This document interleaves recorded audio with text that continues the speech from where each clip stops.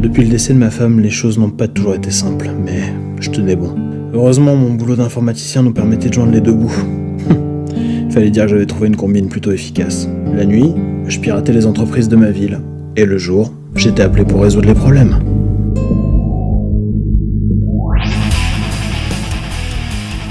Papa, combien de fois je t'ai dit de pas rentrer dans ma chambre? Je t'ai appelé mais tu répondais pas. En plus t'es en train de me déconcentrer, je suis en parade sur Horizon 1.0. Tu peux m'expliquer comment jouer ce truc-là? Ça a l'air intéressant. No way. Et ferme la porte, c'est mon sanctuaire ici. Quelque chose s'était brisé entre mon fils et moi. Malgré mes efforts pour l'intéresser à tout un tas de loisirs sympas, rien n'y faisait. Il restait calfeutré dans sa chambre, complètement omnibulé par ces mondes virtuels. La relation père-fils que je m'efforçais de reconstruire semblait être éteinte pour toujours. Pourtant, j'avais tout essayé, même de pirater son jeu. Ce soir, je décidais de sortir ma dernière carte. J'allais créer un avatar sur le même jeu que Théodore, et tenter une approche dans son monde, avec ses codes. Théodore, je suis ton père. Mais pourquoi tu cries comme ça? Mais parce que c'est trop la honte. Je me suis classé dans les 3 premiers.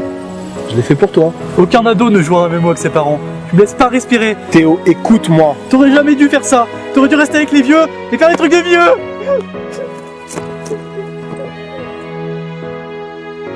J'avais espéré un rapprochement et mon seul résultat fut le départ de Théodore. J'avais échoué sur toute la ligne. Je ne comprends plus mon fils. En fait, je crois bien que je ne comprends plus les jeunes tout court. Comment pouvait-il se laisser dévorer par ces mondes virtuels au point de négliger tout le reste? Refusant de baisser les bras, je commençais à me documenter sur la psychologie et la sociologie, histoire d'être en phase avec mon époque. Lorsqu'un jour, je reçus un courrier pour le moins inattendu. Papa, comme t'as pas l'air de consulter tes mails, je t'envoie un courrier de vieux. Comme ça, je suis sûr de t'avoir. Finalement, je suis retourné sur Horizon 1.0, mais pas en tant que joueur. Je suis devenu maître du jeu. C'est un boulot payé avec du vrai argent. Je suis indépendant et je ne te dois plus rien maintenant.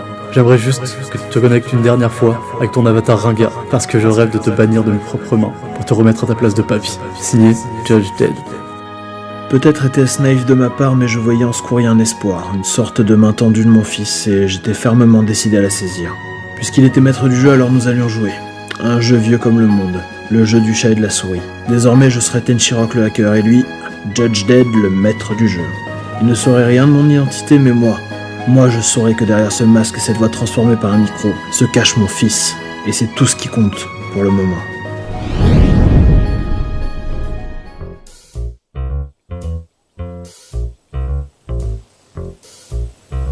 Ça alors, tout s'explique. Eh oui, maintenant tu sais pourquoi il est devenu joueur, puis hacker. En effet, je voyais les choses sous un angle totalement nouveau. Et surtout n'oublie pas, tu es tenu au secret. Si tu parles, tu me devras 1 million de crédits. M'en fous, je vendrai cette info 2 millions. Ça m'étonnerait que tu trouves quelqu'un pour débourser une somme pareille. On verra bien. Bon, à ton tour.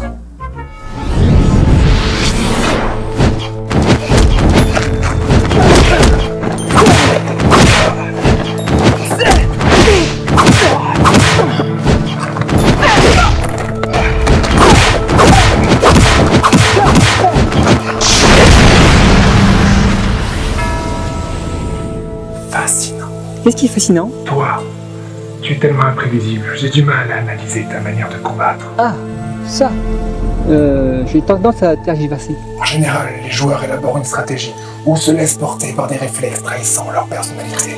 Mais toi, tu es différent. Tu es capable de prendre plusieurs décisions dans un laps de temps très court. Tu changes constamment de direction. Je suis insondable, le cauchemar des tacticiens. Intéressant. Face à toi, mon don ne me sera d'aucune aide. Ton don? Qu'est-ce que t'entends par là? Peu importe. J'ai une proposition à te faire. Je t'écoute. Je suis le fondateur de la guilde Roxor, et je veux que tu intègres mon roster 1. La meilleure guilde du jeu? Ah. Non merci. Je le prends pas mal, mais je suis plutôt du genre solitaire. Soit. Je respecte ton choix. Désolé, mais merci quand même. Sur ce... Tout compte fait, j'ai changé d'avis.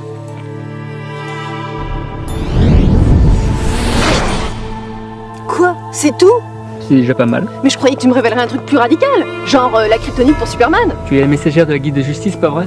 En quelque sorte, oui. Dans ce cas, contente-toi de leur apporter mon expertise. Tu dois être Oméga Zell? Salut faible femme. Ah, tu es sûrement là pour une capture d'écran. Eh bien écoute, c'est mon jour de bonté, viens par là. Bah les pattes, je viens de la part de Saphir. Est-ce qu'elle a pu se délecter de ma brillante performance? Pas du tout, elle avait bien mieux à faire. Quoi? Mais elle était censée me conseiller sur ma classe légendaire? précisément pour cette raison qu'elle a fait appel à moi. Et tu es? Ruby, la sœur de Saphir. Oh Seigneur Dieu, une deuxième comme elle. En fait, nous sommes 3. Je suis la plus jeune, Saphir est arrivée en deuxième, et tu dois connaître notre aînée de réputation. Son avatar s'appelle Mist. Mist? La première joueuse de l'Empire à avoir occupé la place de numéro 1? Exact. Et elle est actuellement en train de coacher Fantôme pour son duel. Fantôme? Coaché par une fille? Une fille qui a eu l'occasion d'affronter Spectre à plusieurs reprises. Mais trêve de digression. Ouais, t'as raison. Bon alors, quelle classe légendaire est-ce que tu me conseilles? Parce que il me tarde d'aller débloquer tout ça. Désolé de vous interrompre, mais Gaïa l'invocatrice demande audience. Très bien, cette affaire est prioritaire, nous nous occuperons de ton cas plus tard. Depuis quand cette morue joufflue de Gaïa est prioritaire sur moi?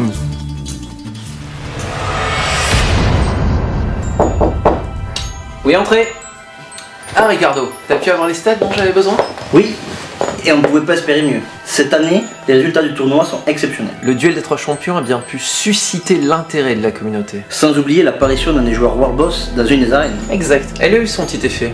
Je l'ai lu sur les forums. Et qu'est-ce que ça dit? Arthéon de Phargos semble faire l'unanimité. Les gens veulent vraiment en savoir plus. Dois-je comprendre que la phase 2 est envisageable? Tu ne crois pas si bien dire. Je suis en train de lancer la dernière suite de quêtes.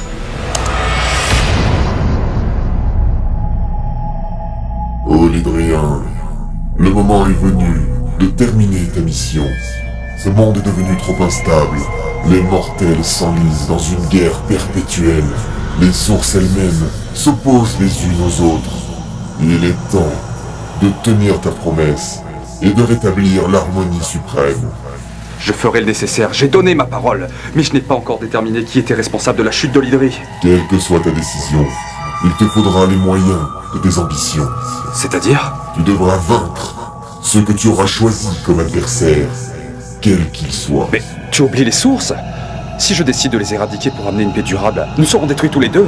N'en sois pas si sûr. Nul mortel ne peut les surpasser. Tu connais le passé, mais que sais-tu de l'avenir? Tu veux dire que je serai en mesure de détruire des créateurs de monde? Si tu parviens à aller au bout de la quête que je te confie, alors rien ni personne ne sera en mesure de s'opposer à ta volonté. Très bien, je t'écoute.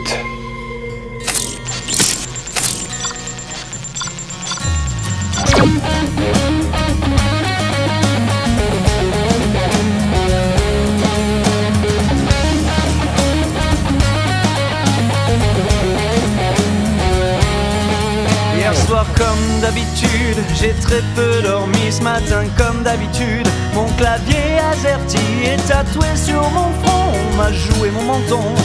Mon perso immobile m'attend depuis longtemps.